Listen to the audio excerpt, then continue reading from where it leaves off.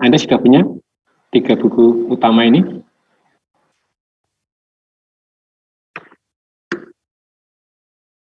Udah ada yang punya belum ini? Pernah nemu yang kuning, Pak, cuman lupa ngeletakinnya di laptop. Ya, intinya Anda punya referensi, ketiga referensi ini ya, ini ada di e-book. Anda sudah bisa mencari e-book kan ya, di webnya pdfdraft.net ya. Jadi silahkan nanti Anda buka pdfdraft.net, cari judulnya. Ini ada semua, udah saya cek ya. Nah, ini silahkan Anda setelah download, Anda jangan lupa dibaca ya. Seringkali kita kalau sudah punya e-book merasa sudah tenangan ya. Dipikir apa ya, kita pasti mempunyai perasaan sudah punya e-book. Nah, padahal kan e-booknya tidak dibaca, sama aja bohongan ya. Yang paling penting untuk e-book ini, di sini terutama yang buku tengah ini ya, yang Basic Principle and Calculation Chemical Engineering ini buku penting untuk teknik kimia ya. Materi-materinya terkait tentang proses mass balance atau neraca massa dan energi balance atau neraca energi dan perhitungan yang lain ada di sini. Contoh-contoh kasusnya juga banyak ya. Jadi yang tengah ini buku utama kita ya. Nah, ini silakan Anda pelajari. Ada contoh soalnya banyak. Oke, saya ulang sekilas ya. Untuk asas dan kimia, berarti Anda sebagai calon chemical engineer atau teknik kimia, ya, seorang engineer teknik kimia. Nah, bedanya sih apa sih ilmu teknik kimia itu? Yaitu suatu cabang ilmu teknik atau rekayasa ya, yang intinya itu Anda akan mempelajari proses pembuatan bahan jadi dari apa? Anda mengolah bahan mentah, raw material ya. Jadi intinya di teknik kimia itu bagaimana suatu rekayasa teknik untuk mengubah raw material menjadi produk material ya, yang bisa dijual terutama ya. Nah, nanti untuk aplikasinya nanti Anda bisa banyak, terutama nanti di dalam perancangan pemeliharaan proses di industri kimia, peralatan proses kimia ya, di pabrik kimia, industri kimia. Itu pasti akan membutuhkan banyak chemical engineer ya. Oke, sekarang nih bedanya Anda sebagai chemical engineer sama Anda yang sebagai chemical analyst atau analis kimia yang mempelajari kimia murni atau kimia MIPA. Kira-kira bedanya apa? Ada yang tahu? Bedanya kimia MIPA atau kimia murni dengan teknik kimia. Sama-sama mempelajari reaksi kimia, ya, yaitu reaksi A plus B menjadi C atau produk. Apa bedanya? Silakan utarakan pendapat Anda. Salah nggak apa-apa.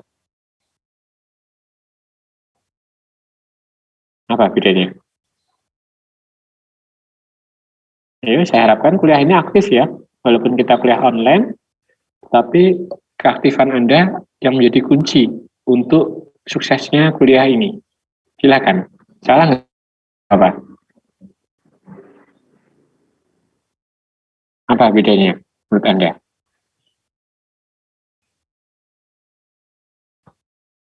Ayo, nggak ada yang mau sharing?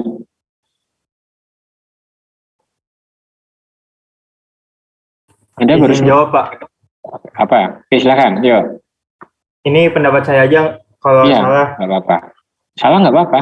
mungkin Ya kan nanti pendapat. dikoreksi sama Bapak ya, Pak. Ya, ya. Oke, Jadi silakan. kalau analis kimia itu, ya, kalau analis kimia itu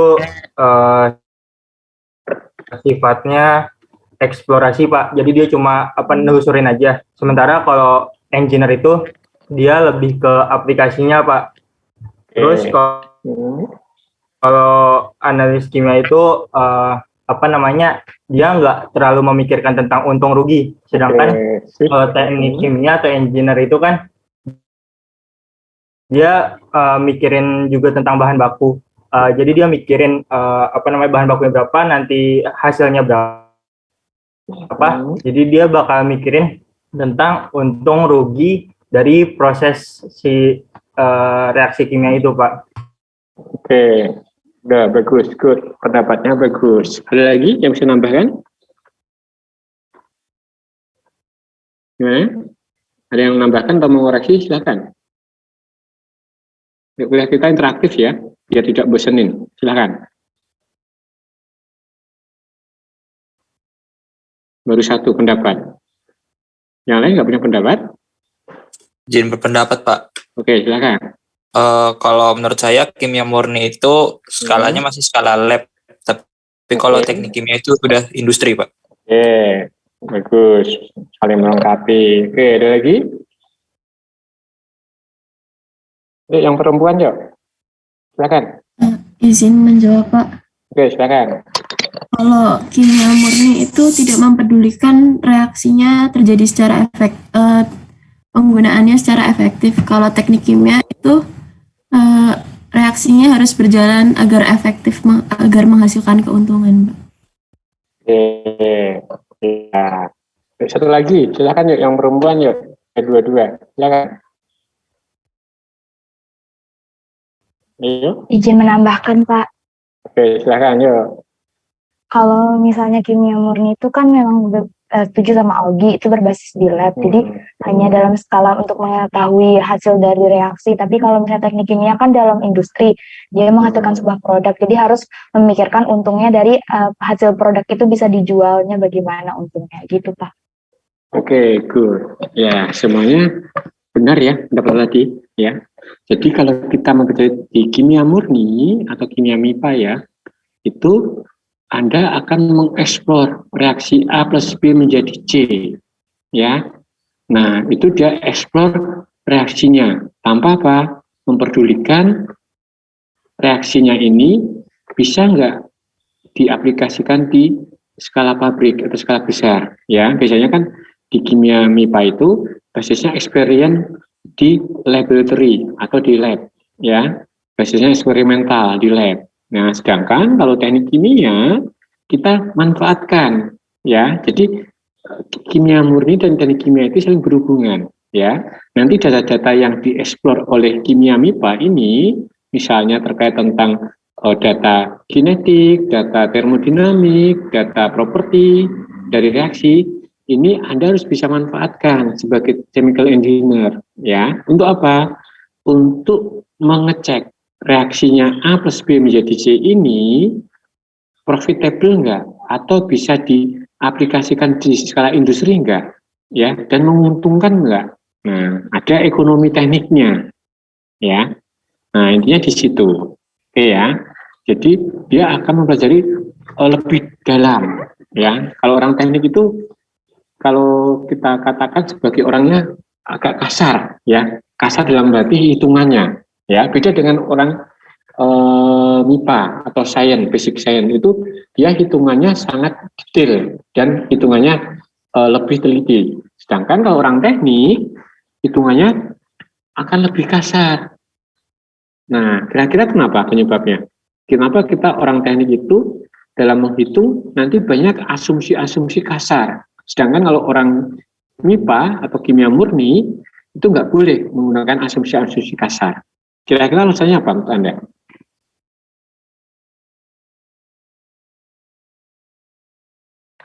Apa kira-kira?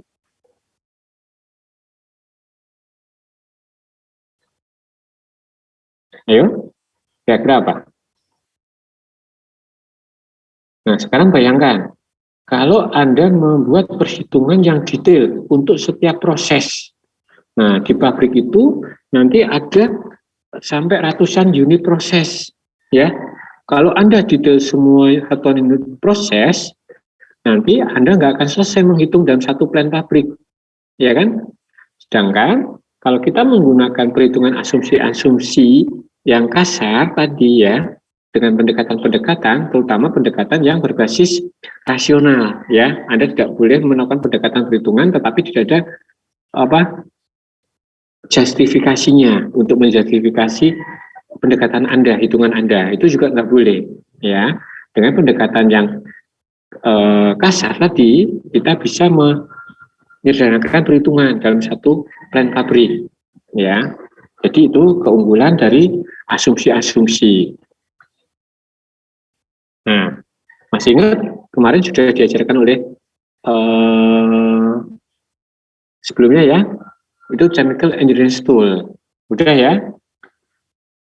Nah, untuk asas teknik kimia nanti Anda sudah belajar ini dasar-dasar terkait tentang neraca massa atau mass balance. Kemudian nanti materi setelah tes kita fokus ke sini, neraca energi atau neraca panas, ya.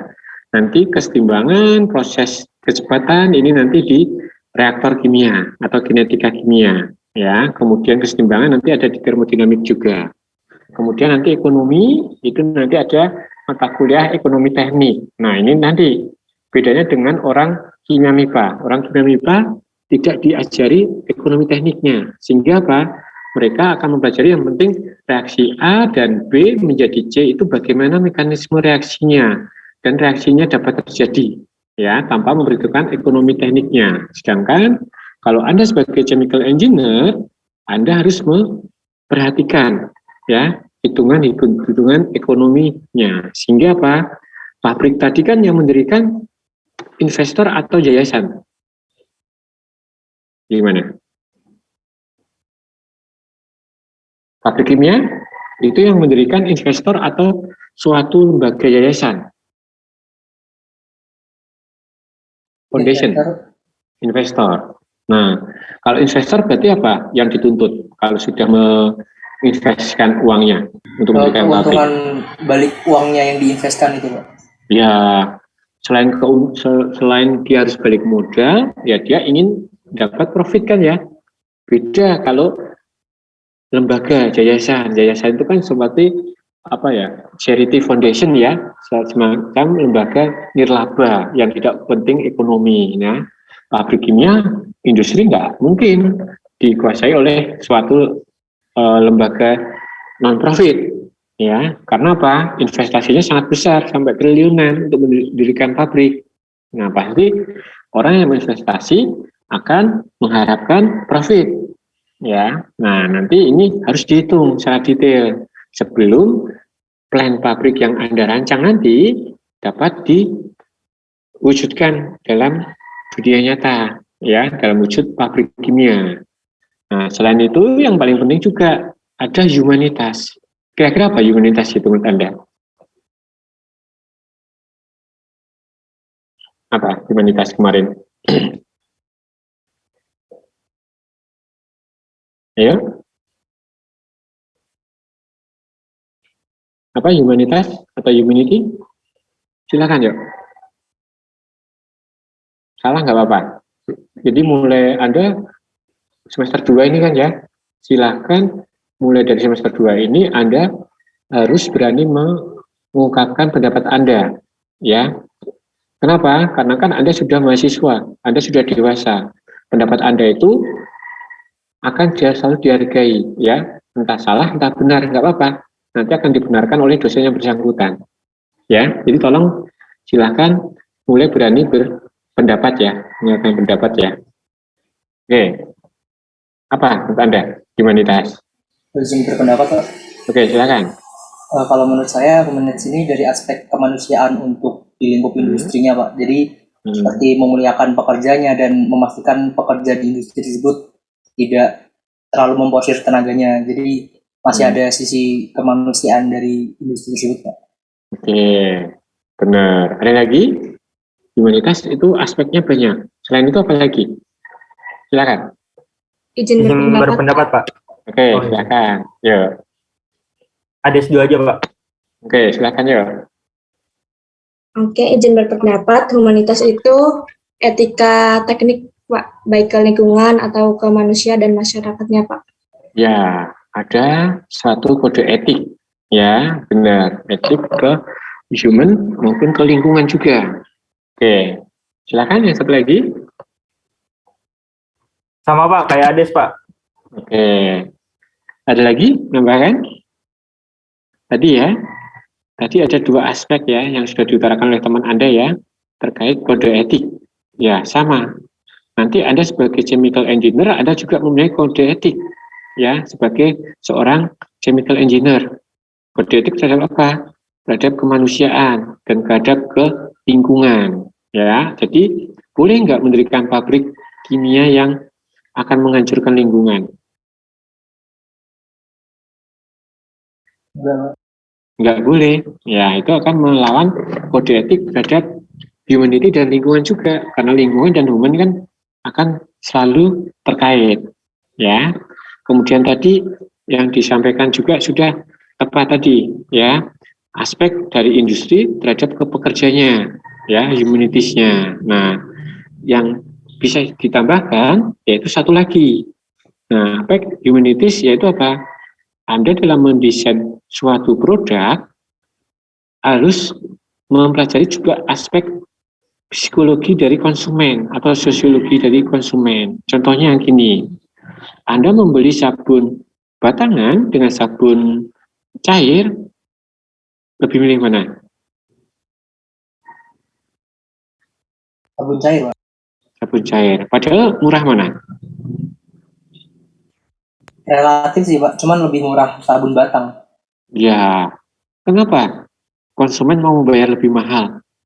Karena lebih praktis mungkin, Pak. Ya, itu salah satu aspek humanitas ya yang kita pelajari. Dari apa? Dari selera konsumen, ya kan? Nah, itu juga akan mewujudkan suatu desain produk, ya, produk industri kimia nanti akan menimbulkan desain produknya. Tadi misalnya apa sabun ya, karena manusia itu kan sukanya praktis ya, praktis higienis. Nah, pasti akan memilih ke sabun cair, walaupun harganya lebih mahal dibandingkan dengan sabun batangan, ya kan? Kemudian juga sekarang gula cair dan gula pasir, ya. Kalau Anda sering ke kafe, Anda sering memilih mana? Gula cair atau gula pasir? Kalau suka, ada suka minum kopi? Gula pasir, Pak. Gula pasir ya. Oke, selera ya, itu selera. Jadi ada yang gula pasir. Kalau saya sukanya yang misalnya gula cair, ya, lebih praktis, lebih higienis, ya. Nah, itu merupakan satu faktor humanitasnya. Oke, sampai sini tanyakan? Silakan ya, kalau ada yang ditanyakan, langsung boleh interupsi saya, ya. Ada yang ditanyakan sampai sini? Belum ada, Pak. Belum ada? Oke, kalau belum ada, saya lanjutkan ke materi utama kita, yaitu terkait tentang neraca energi atau energi balance, ya, atau juga nanti neraca panas, karena panas merupakan salah satu bentuk energi, ya. Nah, sekarang kenapa kita harus mempelajari neraca energi atau neraca panas? Nah, nanti dengan Anda mempelajari neraca energi atau neraca panas, nanti kita bisa memecahkan masalah-masalah yang ada di teknik kimia atau di industri kimia. Contohnya, nanti Anda bisa menghitung berapa daya yang dibutuhkan untuk memompa suatu fluida. Nah, ini penting. Kenapa? Fluida itu apa sih? Fluida apa contohnya? Air, Pak. Air. Terus apa lagi? Fluida itu apa? Cairan, Pak. Cairan. Terus apa lagi? Gas. Ya, cairan dan gas, ya.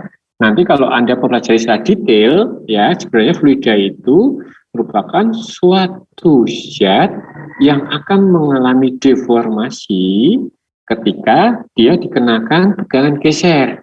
Ya, nanti Anda pelajari detail di mata kuliah proses transfer. Ya, jadi kalau secara umum fluida itu berupa cairan dan gas. Walaupun nanti padatan juga bisa mempunyai sifat seperti fluida, nanti dinamakan sebagai fluidisasi, ya. Nanti Anda pelajari detail di mata kuliah mekanika fluida. Oke. Nah, fluida ini di dalam industri kimia pasti dia akan dialirkan melalui sistem apa? Sistem perpipaan, ya kan? Menggunakan sistem pipa. Nah, fluida dapat mengalir, syaratnya apa? Ada delta P, ada perbedaan tekanan, ya kan? Jadi P1 dan P2 itu harus ada perbedaan. Kalau P1 sama dengan P2, bisa mengalir nggak fluida itu?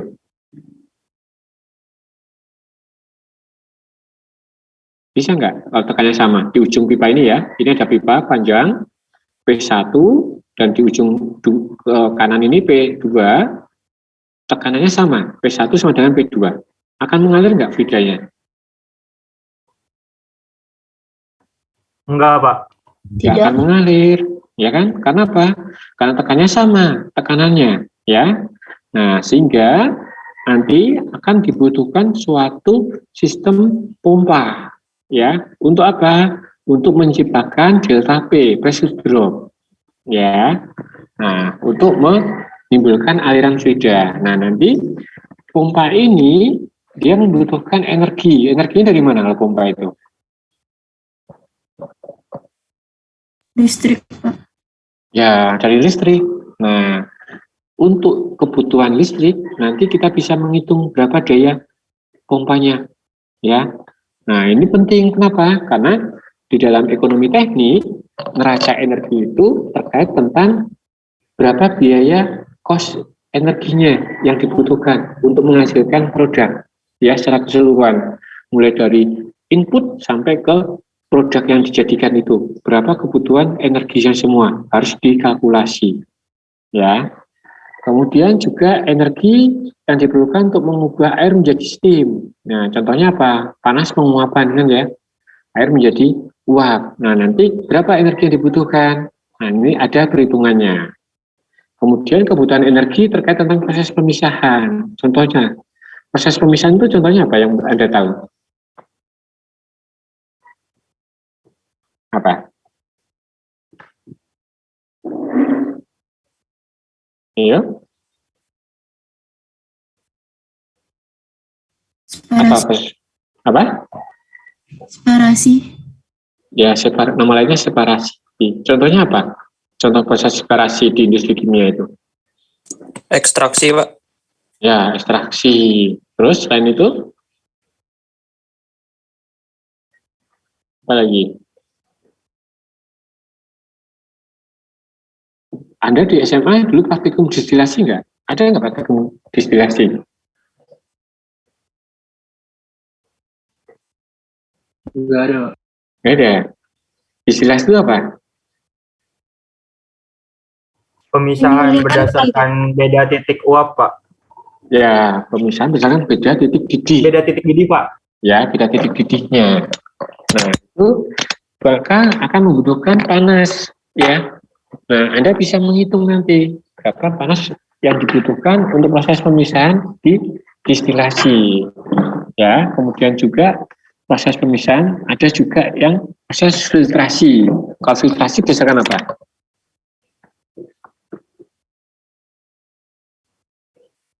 Berdasarkan apa filtrasi? Ukuran partikel bukan, Pak?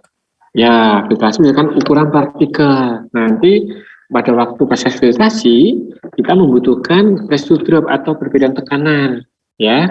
Maka kita butuh utilitas sistem pompa atau sistem kompresor nantinya, ya. Kemudian juga kebutuhan pendingin untuk reaksi eksotermis. Apa sih reaksi eksotermis? Apa maksudnya reaksi eksotermis itu? Di SMA sudah ada ini, reaksi eksotermis, reaksi endotermis. Apa reaksi eksotermis? Reaksi yang melepaskan sistem Reaksi yang panas dari mengeluarkan sistem panas, Pak. Mengeluarkan panas, Pak. Ya, reaksi yang menghasilkan panas ke luar, ya, dari sistem. Nah, kenapa dibutuhkan sistem pendingin? Agar tidak terlalu overheat, Pak. Ya, agar tidak mengalami overheating di reaktornya, ya. Kalau terjadi overheating di reaktor kimianya akan bahaya. Bisa reaktor kimianya bisa meledak. Reaktor kimia meledak satu, bisa menghancurkan satu plant pabrik. Ya, jadi pabrik kimia itu safety-nya nomor 1. Ya, selain digunakan untuk safety di pendingin reaktor, ya, proses pendingin ini juga bisa dimanfaatkan kalau Anda ingin mengambil panas sisa. Ya, jadi reaktornya eksotermis, Anda daripada membuang panasnya ke lingkungan, panas ini bisa diambil oleh air pendingin.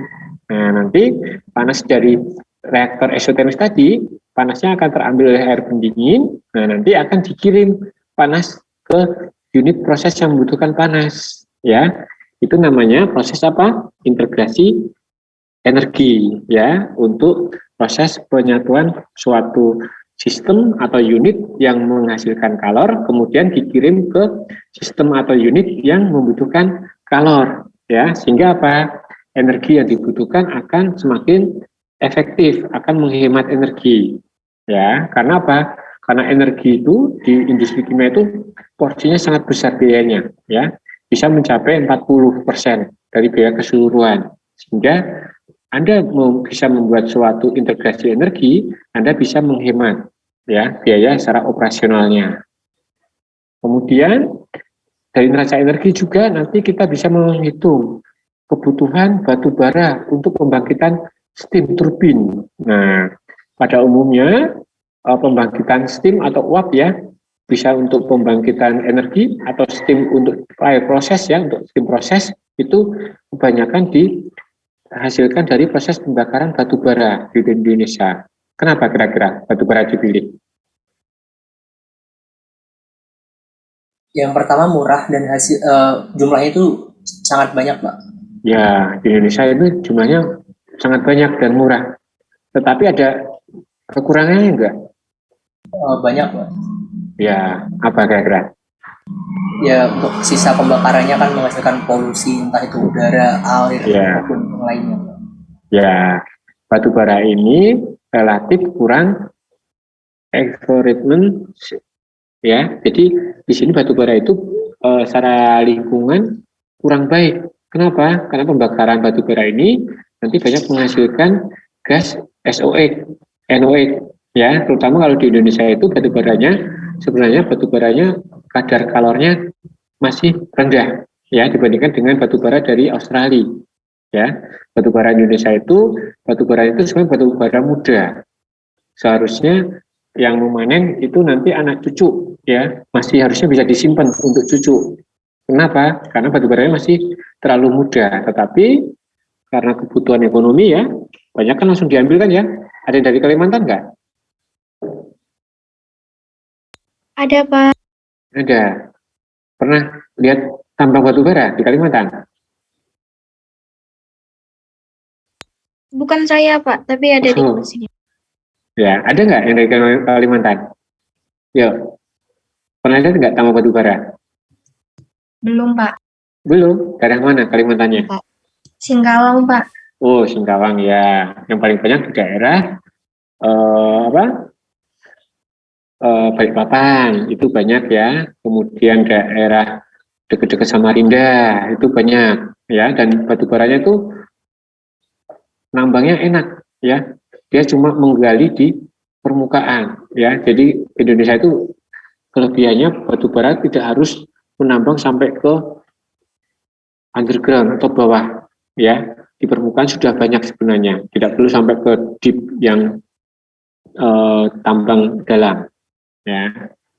Kemudian untuk merasa energi juga nanti akan melibatkan proses yang kompleks, ya. Nanti ini tadi contohnya, misalnya nanti kita bisa meminimalisasi kebutuhan energi dengan cara membuat integrasi panas. Kemudian setelah Anda bisa menghitung semua, nanti Anda bisa menghitung berapa kebutuhan energi total dalam suatu pabrik dan berapa biayanya. Nah, itu yang paling penting nanti. Oke, sekarang kita mulai ke sistem. Kemarin sistem sudah dipelajari, ya, pada waktu neraca massa kan, ya. Sistem yaitu apa? Bagian dari alam semesta yang mempunyai batas-batas dan sistem itu yang kita analisis, ya. Sedangkan kalau lingkungan yaitu di luar dari sistem, ya, dan bagian dari alam semesta atau universe yang berada di luar sistem. Ya. Nah, contohnya gini, kita punya sistem reaktor, ya.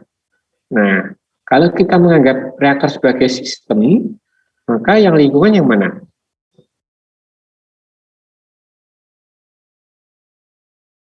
Lingkungan yang mana berarti? Ayo. Ini sistem. Tadi lingkungan berarti apa?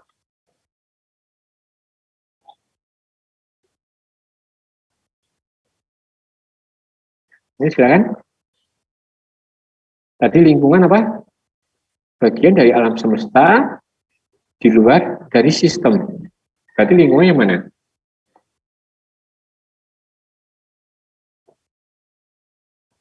Di luar dari reaktornya, Pak. Ya, kalau Anda meninjau reaktor sebagai sistem, maka di luar ini dia sebagai lingkungan. Ya. Nah, kenapa? Sistem tadi kan dia punya batas. Nah, ini batas dari sistem. Di luar dari batas sistem ini, Anda bisa mendefinisikan dia sebagai lingkungan. Oke ya. Kalau misalnya Anda mau memandang heater sebagai sistem, nah Anda fokus sistemnya yaitu heaternya. Di luar dari heater, Anda sebagai lingkungan. Ya. Jadi fokusnya di mana? Itu bukan sistemnya. Dan ada boundary batasnya. Oke, sekarang penggolongan sistem. Sistem itu ada sistem tertutup. Masih ingat sistem tertutup? Di neraca massa sudah diajarin ya? Apa sistem tertutup itu? Kalau Udah tidak belum? ada pertukaran dari luar, Pak. Yang tidak ada pertukaran dari luar apa? Aliran mungkin, Pak. Ya, aliran apa?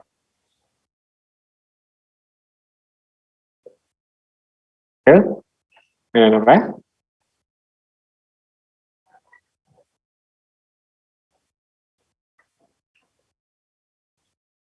Apa?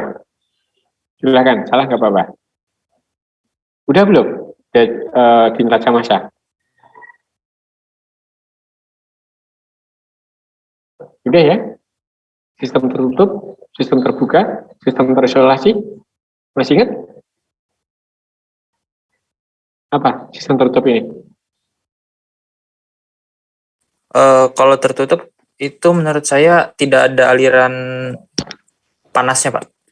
Tapi aliran masanya masih bisa. Oke, ada lagi yang lain?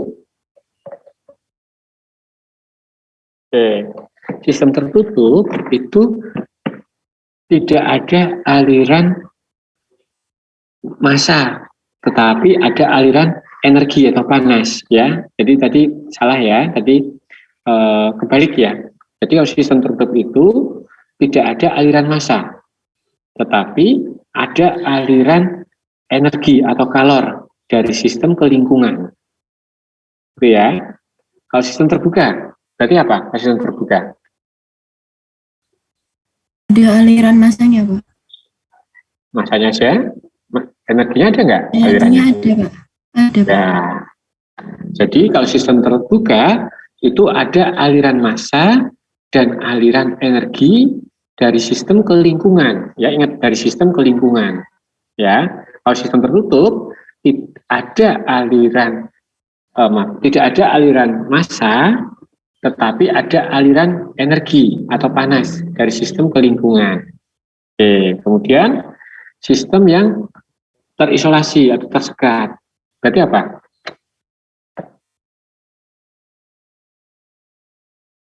Apa? Sistem aliran masanya, Pak, sama energinya. Ya, kalau sistem terisolasi atau sistem tersekat, berarti tidak ada aliran massa maupun tidak ada aliran energi dari sistem ke lingkungan. Ya, itu namanya aliran terisolasi. Ya. Ya, jadi kalau sistem tertutup ada aliran energi tetapi tidak ada aliran massa dari sistem ke lingkungan. Nah, contohnya kalau sistem tertutup nanti yaitu sistem dalam zat dan wadah tertutup. Contohnya reaktor batch, ya. Dalam reaktor batch itu dia tidak ada aliran masanya, tetapi ada aliran panasnya, ya. Melalui apa? Melalui dinding sistemnya, dinding reaktornya. Kemudian kalau sistem terbuka ada aliran massa dan energi dari sistem ke lingkungan. Contohnya ada sistem pertukaran massa dan energi. Contohnya di reaktor kontinu. Reaktor kontinu itu contohnya misalnya di sini pipa ya. Nah, di sini ada aliran massa dan energi di reaktor kontinu. Kalau reaktor batch pada umumnya dia sistem tertutup karena tidak ada aliran massa. Ya. Oke, kalau sistem tersekat atau terisolasi, yaitu tadi tidak ada aliran massa maupun energi. Ya, contohnya apa? Yang paling gampang termos ya. Termos yang tingkat vakumnya bagus itu kan bisa sampai tahan 24 jam ya.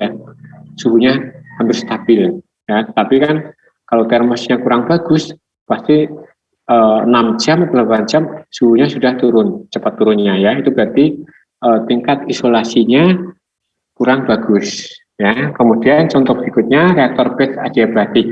Nah, untuk sistem yang tersekat isolasi ini, kalau di industri kimia ini sedikit yang menggunakan. Kenapa? Karena di sini untuk membuat sistem yang 100% vakum itu sangat mahal, ya. Sehingga kalau di proses industri kimia sistem yang isolasi atau tersekat ini jarang. Kebanyakan sistem tertutup maupun sistem terbuka. Oke, sama dengan tangan. Belum ada, Pak. Belum ada yang lain? Kalau ada yang tanyakan silakan langsung ditanyakan ya. Iya. Oke. Nah, sekarang kita masuk. Nah, saya cuma ini pemanasan lagi ya, mengulang sekilas. Kemarin sudah diajarin juga terkait sifat dan properti material. Ya. Kemarin sifat atau properti material itu karakteristik materi yang dapat diukur. Ya, contohnya apa? Tekanan, volume, temperatur. Kemarin sudah ya. Kemudian nanti ada parameter yang disebut sebagai sifat properti dari bahan. Nanti ada dua, yaitu sifat intensif dan sifat ekstensif. Masih ingat yang diajarkan kemarin? Apa sifat intensif dan ekstensif? Ayo, di pertemuan awal sudah ada kan ya? Saya belum. Mas Sabto, udah belum?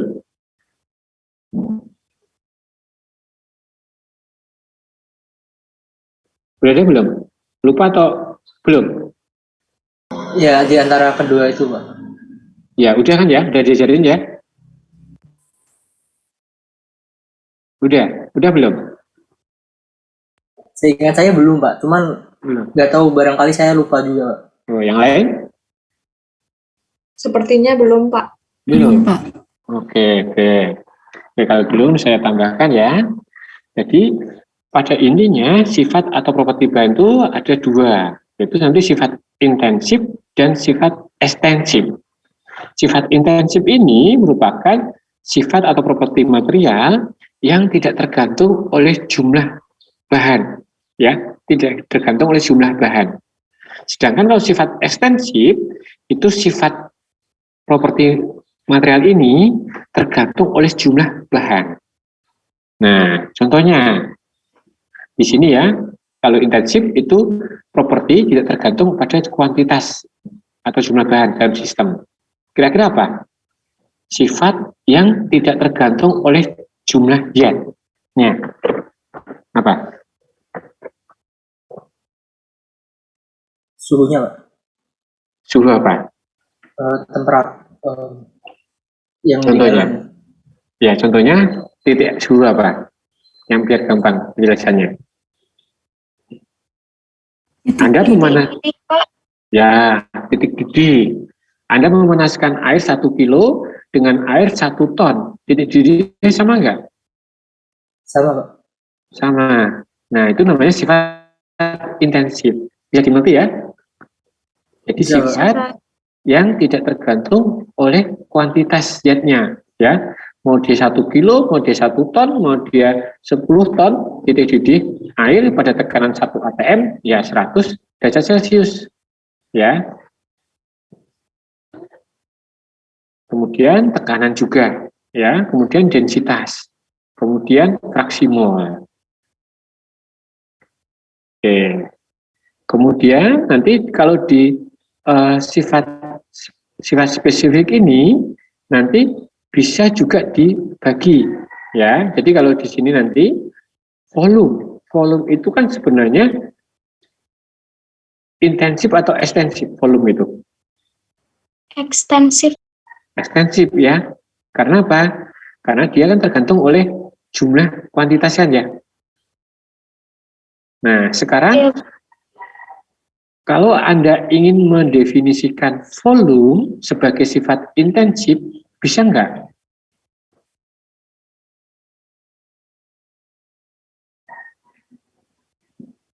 Bisa nggak?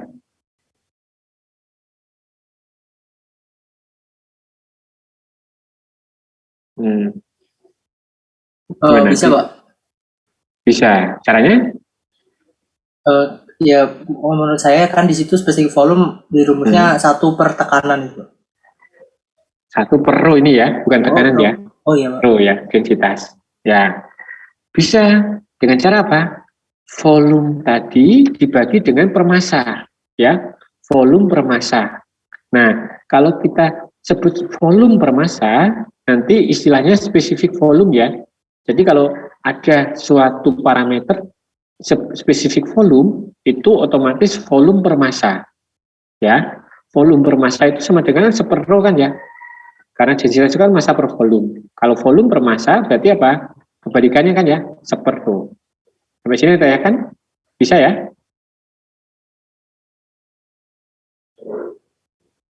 Jelas? Sampai sini? Iya, Pak. Oke. Kemudian nanti ada juga parameter energi dalam spesifik. Jadi kalau tanda ini ya, U, terus kemudian tanda apa ini? Apostrof ya. U, apostrof, volume apostrof itu otomatis dia udah persatuan massa. Ya, kalau saya tulisnya energi dalam spesifik U apostrof, ya, maka ini udah persatuan massa.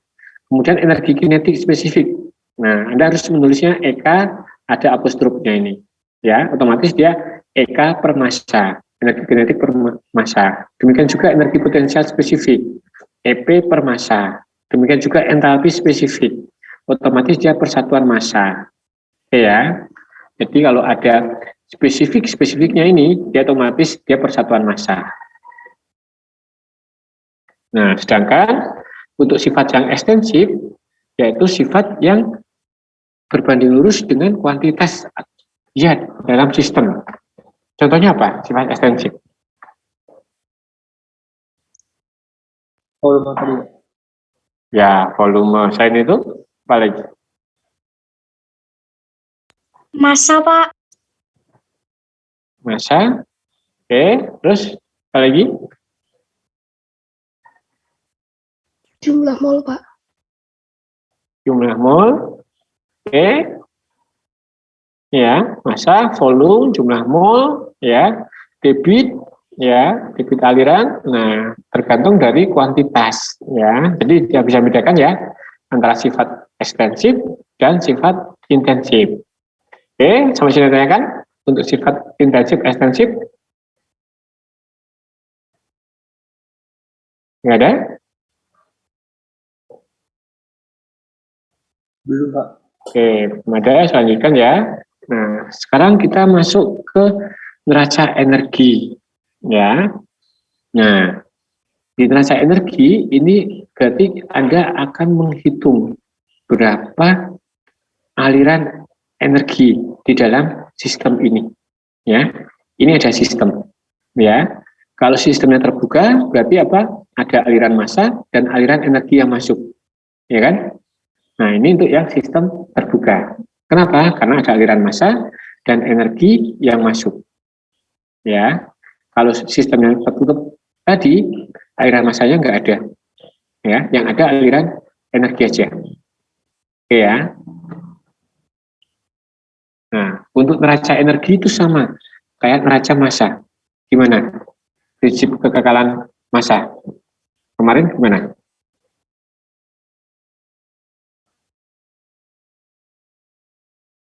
Ayo, neraca massa gimana kemarin?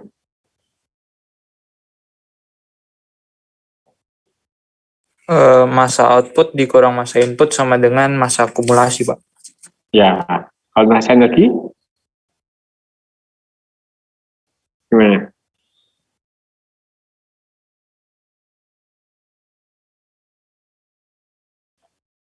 Sama nggak? Hmm? Sama nggak? Sama, ya. Jadi neraca massa itu kan prinsipnya apa? Hukum kekekalan massa kan ya. Neraca energi apa prinsipnya? Hukum kekekalan energi. Maka persamaan neraca energinya ya sama dengan neraca massa. Apa? Energi input kurangi dengan energi output sama dengan akumulasi. Ya, bedanya apa nanti dengan neraca massa? Energi itu nanti bentuknya lebih dari satu. Ya, kalau massa kan satu kan ya, massa aja. Nah, nanti energi ini agak lebih kompleks ya, karena kita harus mengetahui bentuk energi dulu. Bentuk energi itu nanti ada 3. Ya, kemudian nanti transformasi energi itu ada dalam bentuk aliran. Ya, nah bedanya cuma itu. Kalau persamaannya sama, energi input, energi output sama dengan akumulasi. Kalau sistemnya dalam posisi steady state, berarti gimana? Masih ingat? Di neraca massa itu? Akumulasinya 0, Pak. Ya, akumulasinya 0. Maksudnya steady state itu apa? Masa input sama dengan masa output. Ya, yang kita namakan steady state itu apa? Suatu proses yang acak atau tidak tergantung oleh waktu. Berarti apa? Kalau tidak tergantung oleh waktu, akumulasinya itu 0. Sehingga input sama dengan output kan ya. Nah, itu sama. Oke ya, jadi kalau nanti Anda proses steady, bahasa Indonesia itu proses acak ya. Nah, itu akumulasinya 0. Oke. Nah, kita pelajari neraca energi. Langkah awalnya kita harus tahu dulu bentuk energi itu di sistem.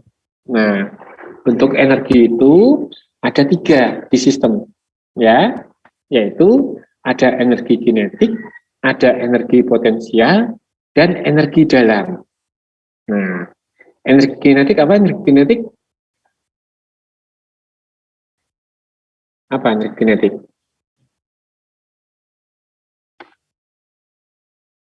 Ayo, SMA udah bolak-balik ini energi kinetik apa?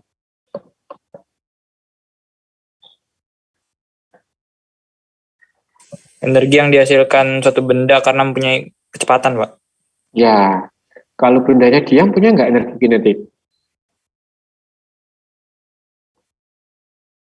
Punya nggak kalau benda yang diam energi kinetik? Nggak ada, Pak. Nggak ada, ya. Jadi energi kinetik itu merupakan suatu energi dari suatu sistem karena adanya kecepatan, ya. Nah, persamanya udah tahu ya, EK sama dengan setengah mv kuadrat. Nah, kalau Anda nyatakan dengan besaran per massa, namanya EK spesifik, ya. Berarti EK spesifik sama dengan apa? Setengah V kuadrat, ya. Ini udah otomatis per satuan massa. Oke. Nah, contohnya, ini contoh sederhana. Anda diminta menentukan energi kinetik dari suatu aliran air di dalam pipa. Ya, ini air mengalir dalam pipa ya. Diameter pipanya diketahui 3 cm. Laju debit aliran diketahui 0,01 meter kubik per second. Ya, densitas air 1000 kg per meter kubik. Nah, debit itu rumusnya apa, debit?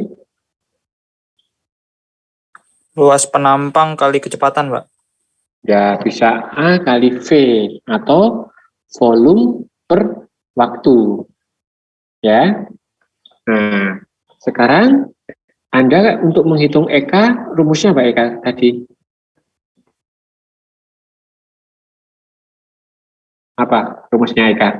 Setengah MV kuadrat. Setengah MV kuadrat. Nah, dari sini langkah awalnya Anda hitung dulu V-nya, kecepatan linearnya. Ya, kalau G kan kecepatan volumetrik. Ya, kalau G itu kecepatan volumetrik. Ini volumetrik ya. Kalau V itu kecepatan linear. Nah, maka kita hitung dulu V-nya. V-nya berarti rumusnya apa V-nya? Debit bagi luas penampang, Pak. Ya, debit bagi luas penampang. Debitnya tadi ada ya. Kemudian luas penampangnya apa berarti? Luas penampangnya Pakai apa? luas lingkaran, Pak. Ya, luas lingkaran. Karena ini pipa ya. Pipa ini kan luas, bentuknya lingkaran ya, luas penampangnya. Nah, luas penampang lingkaran. Rumusnya 1/4 PD kuadrat. Ya kan? Ini D-nya ada ya. 1/4 PD kuadrat. Ini konversi ya. Ini konversi senti, ini ke meter ya. Nah, silakan dicoret. Nah, nanti ketemu ini luas penampangnya. Oke. Kemudian kecepatan alirannya berarti apa? Q per A. Q-nya tadi ada ya. Ini Q-nya 0,01 meter kubik per second dibagi dengan ini ya, atau dikali seper ya, dibagi kali seper. Jadi dengan seper ini. Oke, ketemu kecepatan linearnya. Ketemu kecepatan linearnya berarti kita butuh menghitung apa? Massa kan ya. EK tadi kan setengah MV kuadrat. Nah, untuk menghitung massa gimana?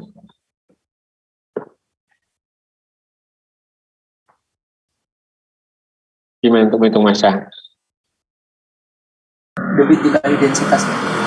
Ya, massa sama dengan debit kali densitas, ya kan?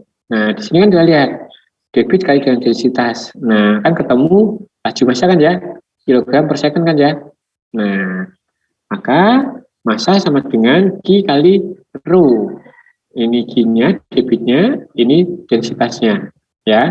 Ketemu laju massanya. Nah, ketemu berarti EK-nya sama dengan apa? Setengah MV kuadrat. Udah, masukkan EK-nya. Ya, kalau ingin dicari EK spesifiknya berarti setengah V kuadrat atau EK per M. Ya, nah satuannya menjadi ini. Ya, Joule per kilogram. Oke, masih ada kan?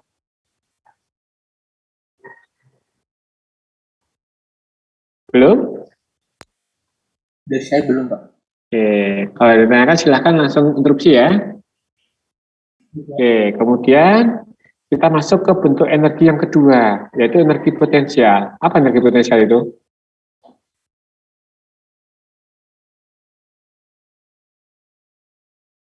Apa energi potensial?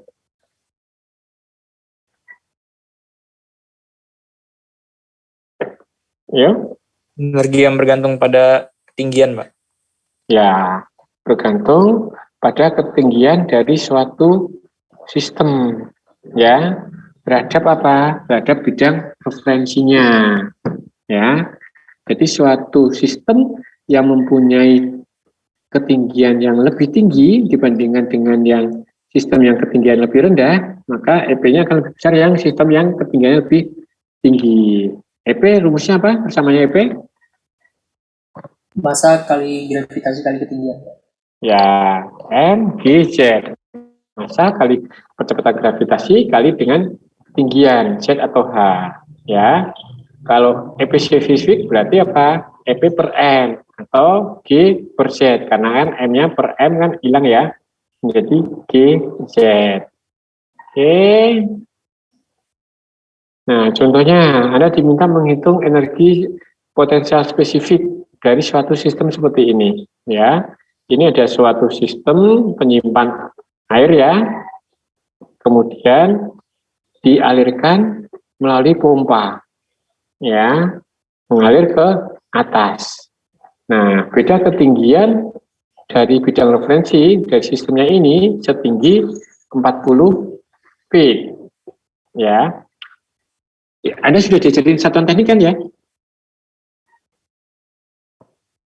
Sudah, Udah Pak. belum? Udah ya. Jadi untuk satuan jarak itu feet ya ini ya. Kalau SI-nya kan meter ya, SI-nya meter. Satuan teknik itu satuan British ya. Jadi kalau kita menggunakan satuan teknik itu sama aja satuan British dari Inggris ya. Karena revolusi industri pertama kali kan di Inggris ya, sehingga banyakkan satuan Inggris itu sebagai satuan teknik. Ya. Ini 40 feet ketinggiannya dari bidang referensinya. Maka untuk menghitung EP-nya berarti apa? EP potensial sama dengan EP per M atau G per G kali Z. Nah, sekarang udah diajarin belum ini? Kenapa ada G per GC?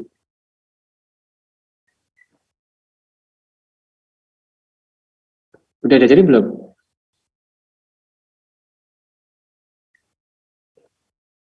Udah? Belum, Pak. Belum. Oke. Jadi kalau untuk satuan SI ya, ini kan G kali dengan Z. Ya, ini satuan SI, satuan internasional. G-nya itu meter. G ini kan apa? Percepatan ya, percepatan gravitasi itu kan meter persegi. Apa? Kan delta V ya. Apa satuannya? Masih ingat? Percepatan Meter itu per sekon satuannya apa? kuadrat, Pak. Meter per sekon kuadrat atau apa? Meter per sekon kuadrat. Ya, meter per sekon kuadrat. Jadi sama dengan satuan percepatan. Nah, kali dengan Z-nya itu satuan jarak, satuannya meter. Ya. Kalau Anda nyatakan dengan satuan teknik, maka nanti G per GC. GC-nya digunakan untuk apa? Untuk mengkonversi. Ya. Ini kan satuan tadi kan ya. G-nya ini kan satuannya feet per second kuadrat dari meter per sekon. Ya. Kemudian EP ini apa? EP ini kan energi. Nah, satuan energi itu dinyatakan dengan pound force. Ya. Sehingga kita butuh nilai GC ini. GC ini digunakan untuk mengkonversi satuan ke satuan energi, pound force ini. Ya. Nilainya konversinya sama dengan G, ya, 32 per 174. Ini 32 per 174. Oke ya.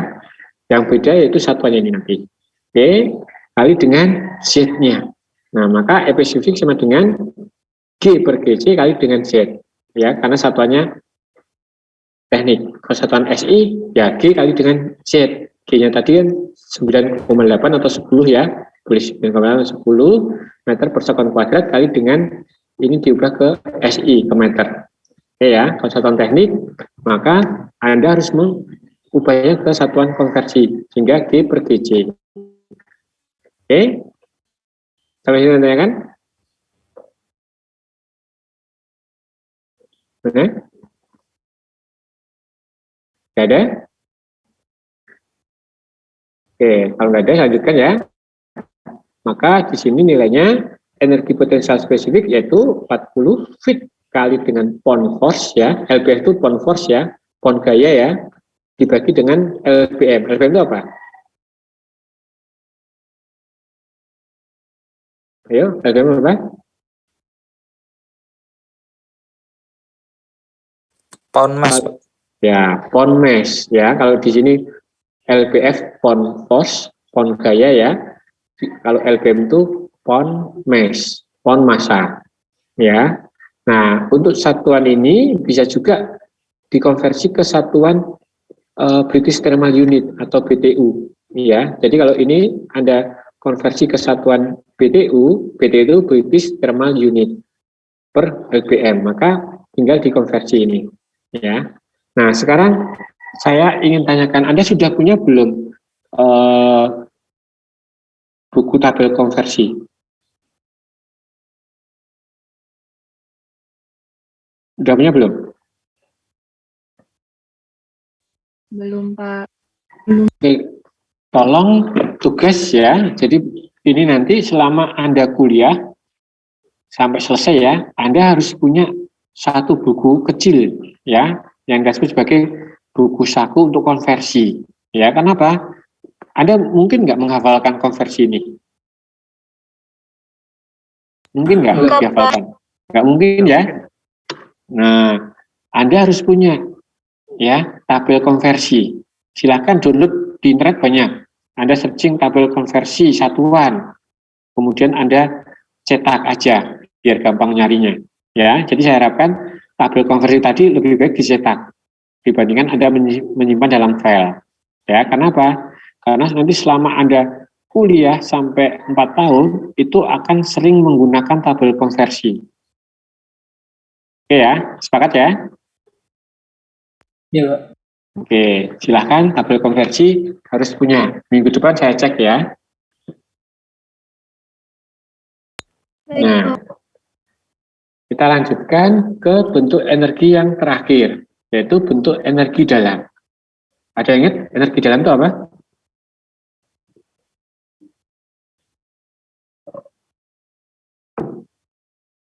Apa energi dalam itu?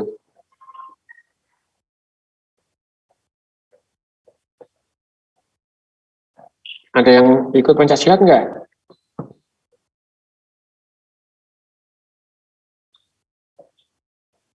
Ada enggak yang ikut Pancasila? Enggak ada? Febri, Pak, Febri. Nah, biasanya ada yang misalnya sinar putih ya, itu kan ada energi energi dalam yang bisa melempar orang. Nah, kira-kira apa energi dalam itu?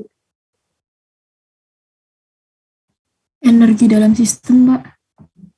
Ya, energi dalam sistem. Dari mana asalnya energi dalam sistem tadi?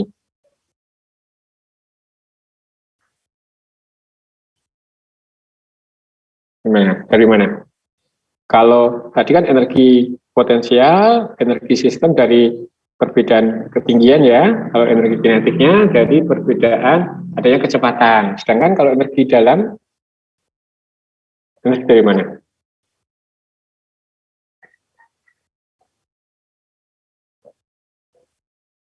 Dalam diri, Pak. Barangkali benda atau materinya.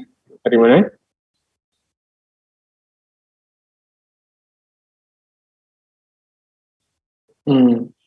Energi yang dihasilkan dari struktur molekul penyusunnya. Ya, jadi contohnya sistem tadi ini ya, sistem tadi ada suatu tangki isinya fluida, ya, atau isinya water, ya. Nah, pada waktu Anda belajar di kimia itu kan ada molekul itu diam atau bergerak terus. Dulu di teori atom itu, masih ingat ya, teori atom itu ada teori atom apa? Rutherford. Nah, itu molekul itu diam atau bergerak? Bergerak, Pak. Apa? Bergerak. Ya.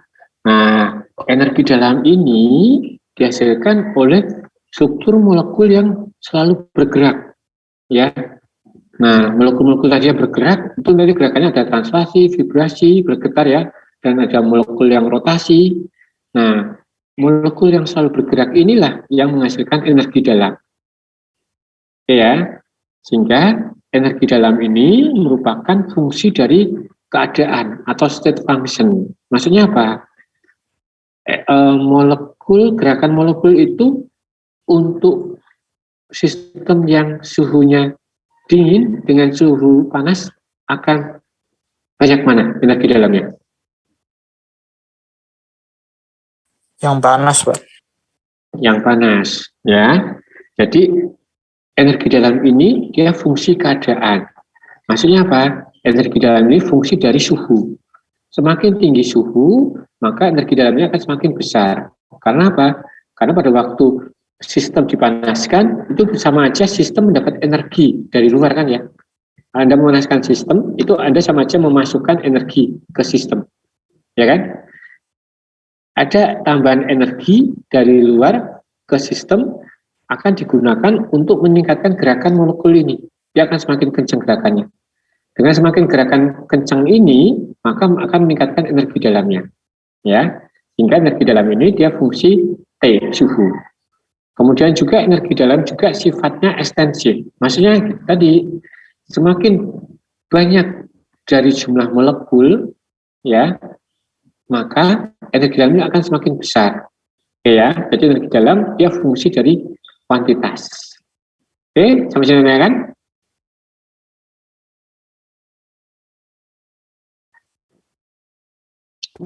Gimana? Gimana kan? Belum ada, Pak. Belum ada? Oke, belum ada, saya lanjutkan ya. Nah, berarti tadi ada 3 bentuk energi, ya. Nah, dalam sistem tadi ada 3 bentuk energi, yaitu apa? Energi kinetik, energi potensial, dan energi dalam. Ya.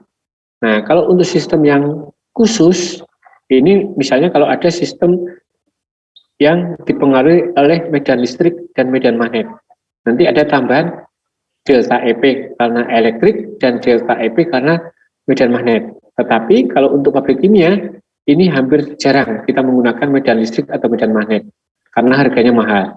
Ya, pada umumnya ini.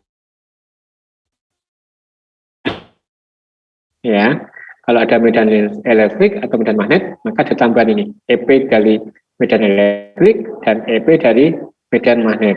Ya, tetapi kalau untuk secara aplikasi industri kimia, ini hampir tidak digunakan karena mahal harganya. Nah, tadi energi, masih ingat nggak hukum kekalahan energi? Bunyinya gimana? Energi tidak dapat dimusnahkan, tapi dapat dirubah bentuknya, Pak. Ya, hukum kekalahan energi itu kan energi tidak dapat diciptakan dan tidak dapat dimusnahkan kan ya. Energi tidak dapat diciptakan dan tidak dapat dimusnahkan, tetapi dia dapat berubah bentuknya. Nah, bentuk energi ini dalam berubah kita sebut sebagai energi transisi, energi perubahan, ya. Nah, bentuk-bentuk energi dalam perubahan tadi, ya, dalam transisinya tadi itu ada 4 bentuk, yaitu dalam bentuk kalor, Q, ya, kemudian dalam bentuk kerja, W, ya, kemudian dalam bentuk aliran massa, ya, kemudian dalam bentuk efek medan. Oke ya. Nah, untuk aliran massa ini nanti ibaratnya bentuk energi tadi ditransisikan dalam wujud massa yang mengalir. Kalau ini dalam bentuk medan listrik atau medan magnet yang dihasilkan. Tetapi yang 3-4 ini jarang kita gunakan di pabrik kimia, di industri kimia. Ya, pada umumnya bentuk energi dalam bentuk transisinya itu dalam bentuk 2 wujud, yaitu Q dan W, kalor dan kerja. Oke ya, tadi bentuk energi ada 3, EP, EK, U, energi dalam. Kemudian bentuk energi tadi bisa melakukan transisi, berubah bentuk ya, dalam bentuk kalor, Q, dan dalam bentuk W. Oke ya, nah itu yang penting dipahami di neraca energi. Nah, sekarang kalor itu apa?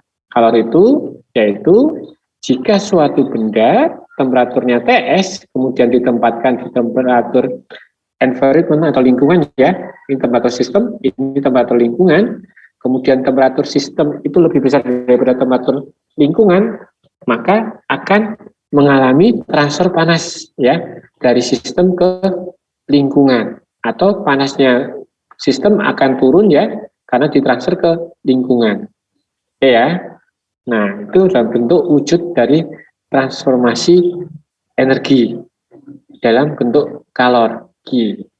Nah, berarti ada perpindahan energi dari sistem ke lingkungan. Wujudnya yaitu Q, kalor. Contoh lainnya, ini ya, balon lampu ya. Lampu itu panas nggak kalau Anda pegang? Iya, Pak. Panas ya. Nah, berarti di sini ada transfer panas dari sistemnya lampu ya, dia transfer ke lingkungan. Nah, bentuknya apa? TS ke lingkungan. Nah, bentuk transfernya yaitu dalam bentuk Q, kalor, ada transfer panas dari sistem ke lingkungan. Itu dalam bentuk transisi kalornya. Oke. Nah, sekarang untuk transisi energi dalam bentuk kalor itu ada konsensus. Konsensus itu kesepakatan, ya. Jadi nanti ada kesepakatan penulisan kapan menulis Q-nya positif, kapan menulis Q-nya negatif.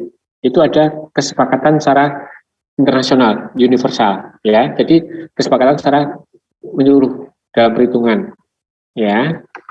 Nah, Q-nya positif kalau sistem menerima energi dari lingkungan, ya. Jadi kalau sistem menerima energi dari lingkungan dalam bentuk kalor, maka Q-nya positif. Oke. Kalau Q-nya negatif, yaitu sistem melepas kalor ke lingkungan. Ya, sistem melepas energi ke lingkungan dalam bentuk kalor. Itu Q-nya negatif.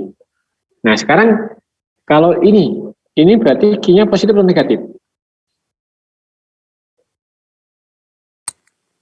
Negatif, Pak.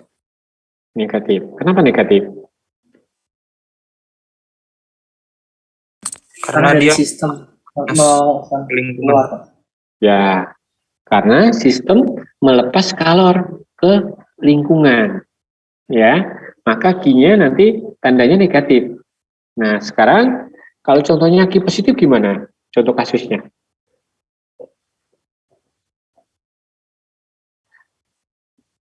Gimana contohnya?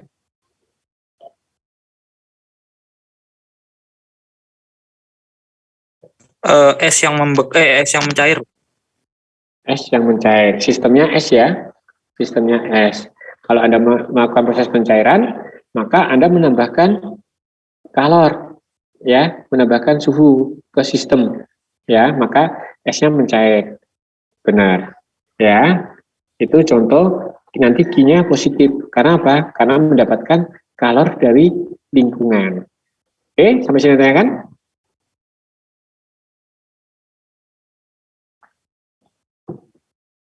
Ya? Ada yang tanya kan?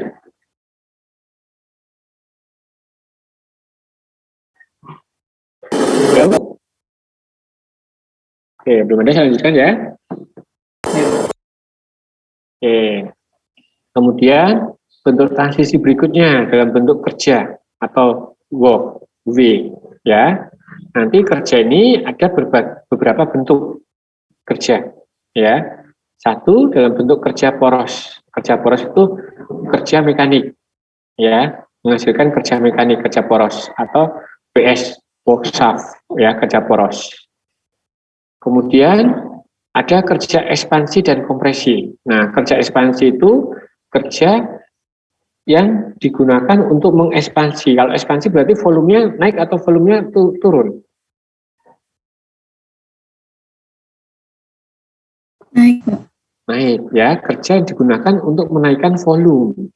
Sedangkan yang kerja kompresi, kerja yang digunakan untuk menurunkan volume.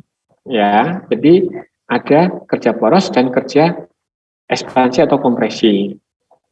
Oke, nanti contohnya kerja ini bisa dalam bentuk menghasilkan putaran rotor, ya, rotor pompa, turbin, pengaduk. Nah, ini dalam bentuk kerja, ya, transisi energi yang digunakan untuk menghasilkan kerja.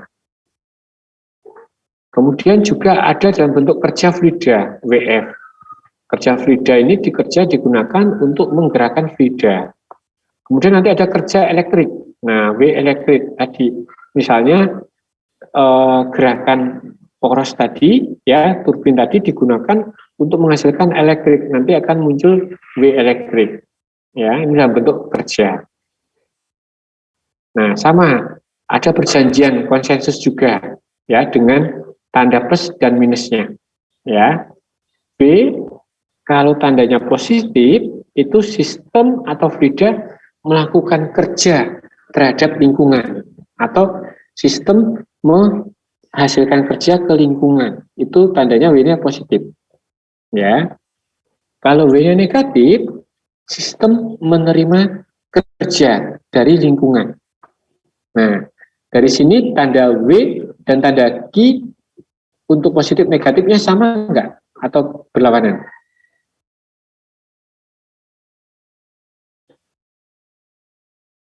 Berlawanan, Pak.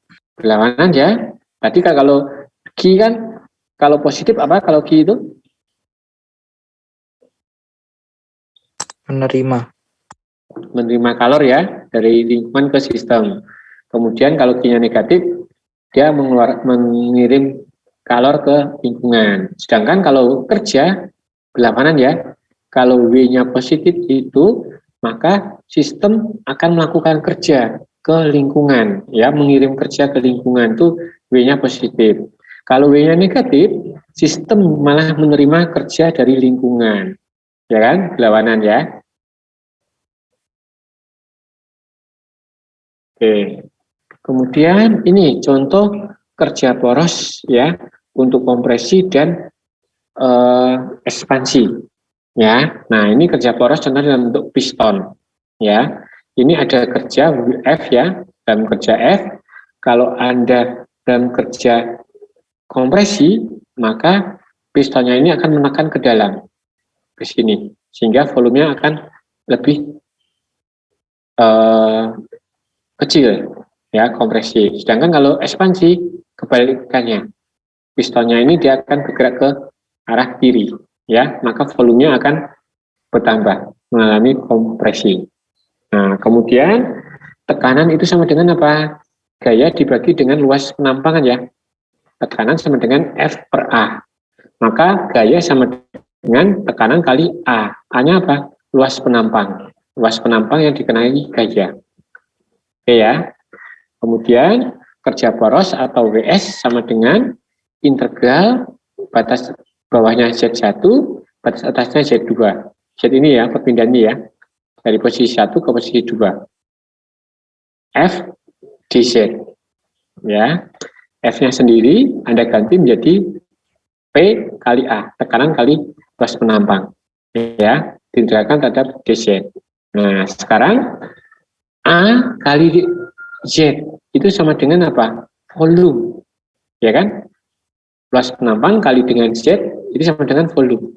Maka integral ini sama aja P dV kan ya. A kali dz-nya menjadi dV, d volume. Oke ya.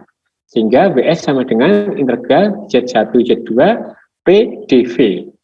Ya, itu kerja dari porosnya. Oke. Nah, sedangkan kalau kompresi ya kebalikannya ya. Kalau kompresi berarti kan volumenya lebih kecil kan ya. V2-nya menjadi lebih kecil dari V1. Sehingga otomatis di sini tandanya nanti akan minus ya kalau kompresi kan ya. Karena volume 2 lebih kecil dari volume 1. Oke, V dV sama. Nah, ekspansi dia positif ya. V2 V1. Nah, yang dimaksud dengan kerja fluida ini ya, transisi energi tadi digunakan oleh sistem untuk menggerakkan fluida di sistem ya. Maka apa? Kerja fluida itu jadi dengan PV, tekanan ya. Jadi di sini ada aliran fluida dihasilkan oleh tekanan ya. Ini jadi sebagai kerja fluida. Maka di sini pada waktu dia masuk ke sistem, V fluidanya di posisi 1 sama dengan min P1 V1. Ini V spesifik ya, V per volume. Sedangkan pada waktu dia keluar, ya posisi 2 keluar, maka tandanya di sini P-nya positif. P2 kali dengan V2. Oke ya, maka di sini untuk fluida kerja yang diberikan ke aliran fluida. Sistem menerima kerja, WF1 tandanya negatif kan ya. Tadi sistem menerima kerja. Tadi kan konstitusinya negatif. Ya. Kalau sistem menghasilkan kerja, tandanya positif. Maka di sini kan positif. Ya. Sesuai dengan konsensusnya. Oke, maka di sini WF-nya secara keseluruhan yaitu WF1 tambah dengan WF2. Ya, WF1 tambah dengan WF2. Nah, ini WF1, ini WF2. Ya. Nah, maka Jika masanya sama ya, massa masuk dengan massa yang keluar sama, maka WF sama dengan M kali dengan V2 min P1 V1.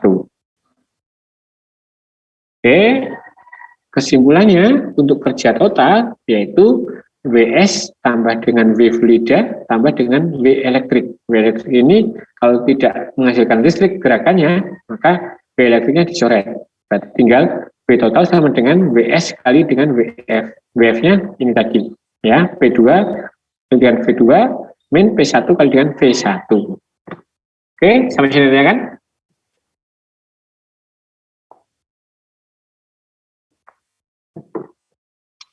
Gimana? Ya kan?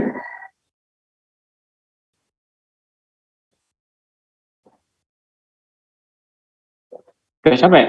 Atau gimana? Saya izin bertanya, Pak. Oke, silakan. Sebelumnya boleh di slide ke sebelumnya yang di sebelum kerja kompresi itu, Pak, yang ada gambar piston dan volume. Ini? Ya, ini saya penasaran aja, Pak. Maksudnya saya ingin bertanya aja. Oke. Kalau semuanya piston bergerak itu kan volumenya tadi kan bergerak ke kanan, maksud saya. Itu kan volume dari fluida itu berkurang. Nah, berkurangnya itu berkurang dalam artian ada volume yang keluar atau terperas gitu ya, Pak, atau terkompres ke dalam gitu, Pak. Ini berarti ada sistem yang terkompresi, ditekan, ya. Jumlah zatnya sama nggak? Sama, ya kan? Jumlah zatnya sama, tetapi volumenya berkurang. Berarti densitasnya sama berubah nanti. Sama, Pak. Densitas sistem di sini Berubah. akan berubah kan, densitas kan massa per volume ya. Kalau volumenya terkompresi berarti kan apa? Densitasnya akan meningkat. Oh, jadi semakin padat gitu. Iya, semakin padat. Gitu. Ya. Oh, dalam artian berarti bukan berkurang jumlahnya, tapi akan semakin padat. Iya, bukan ini keluar dari sistem, enggak, tetapi akan terkompresi. Ya, sehingga lebih padat. Gitu. Oke, baik. Terima kasih, Pak. Oke. Yang lain? Kan? Izin bertanya, Pak. Oke, silakan. Di bagian yang kerja fluida, ini itu semisal untuk yang aliran 2-nya dia nggak mengalir keluar tapi tetap di dalam sistem, itu jadi gimana ya, Pak? Gimana? Jadi itu kan yang di sini aliran 2-nya keluar sistem. Tapi kalau misalkan dia tetap di dalam sistem gimana, Pak? Tetap di dalam sistem, tidak ada aliran. Maksudnya ada aliran satu yang masuk ke sistem, tapi tapi ada juga yang kedua itu di dalam sistem itu sendiri, Pak. Jadi udah ada semacam fluida sebelumnya. Jadi fluida 2 ini udah ada di dalam sistem. Ya, berarti kan di sini ada aliran kan ya. Kita kan memandangnya kan input ke outputnya. Gitu. Ya, jadi sistemnya ini kan berarti ada sistem, ada tambahan ya, tambahan dari fluida ke dalam sistem, kemudian ada aliran yang keluar. Ya, yang kita pandangkan ini input dan outputnya aja. Gimana? Tapi kalau misalnya nggak ada outputnya gimana, Pak? Nggak ada. Jadi dia terperangkap dalam sistem ya, gitu. Kalau nggak ada outputnya ya ini berarti WF2-nya nggak ada, nggak apa-apa. Tinggal Anda berarti W fluidanya berarti ini aja. Gitu. Menyesuaikan dengan kasusnya. Baik, Pak, terima kasih, Pak. Oke. Ada lagi? Jadi nanti yang penting Anda jangan menghafal rumus, tetapi nanti menyesuaikan dengan sistemnya. Ya, itu yang paling penting. Sistemnya yang dipahami. Ada lagi?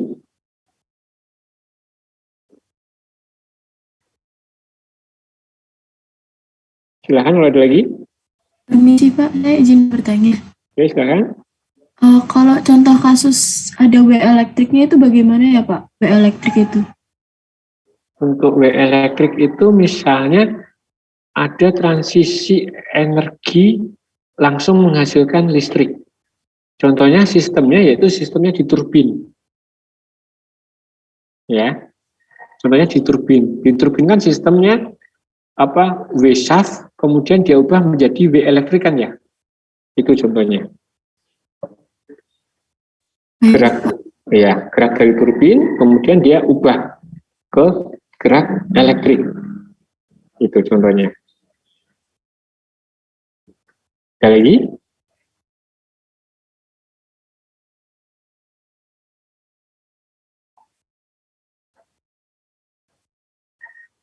Enggak ada?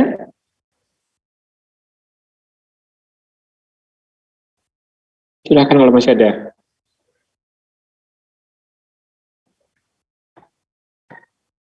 Oke. Kalau nggak ada, nanti kita mulai untuk neraca energi yang sistem terbuka. Gimana sistem terbuka itu? Masih ingat? Sistem terbuka kan?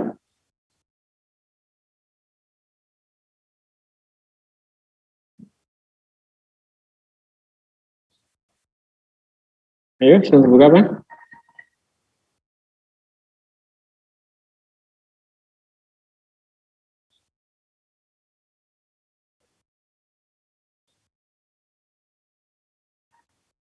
Ayo, sistem terbuka apa? Ayo.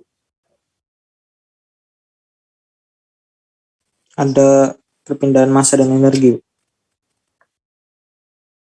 Ada pindahan. Ada aliran massa dan aliran energi. Ya. Oke. Kemudian nanti prinsipnya ini ya, untuk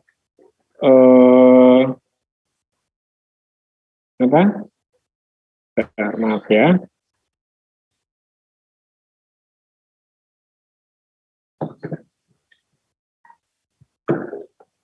Oke.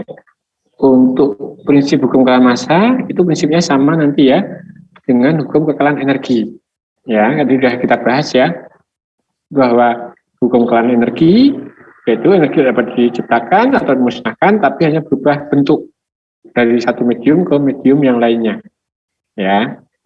Oke, untuk detailnya, untuk kasusnya minggu depan ya. Minggu depan nanti kita sudah masuk ke neraca energi untuk sistem yang terbuka. Oke, mungkin untuk hari ini sampai sini. Ada yang ditanyakan? Silakan.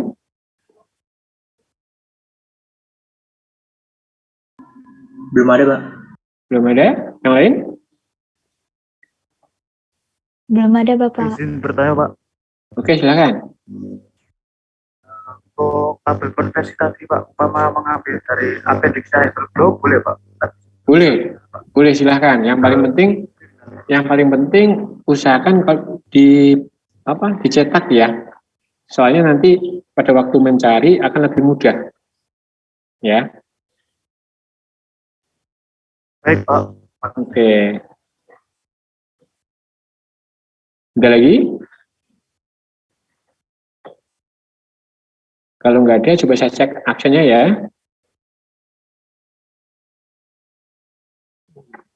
Oke, saya cek actionnya dulu.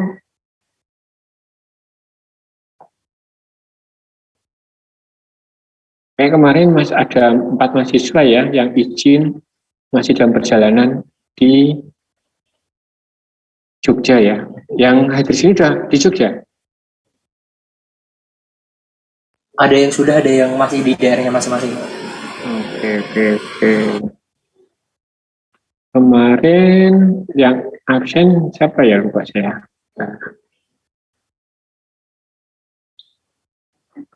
Oke, ada yang izin nggak kemarin ke kelasnya? Ada Pak, 3 orang kalau sama Ya, siapa aja namanya saya lupa. Itu ada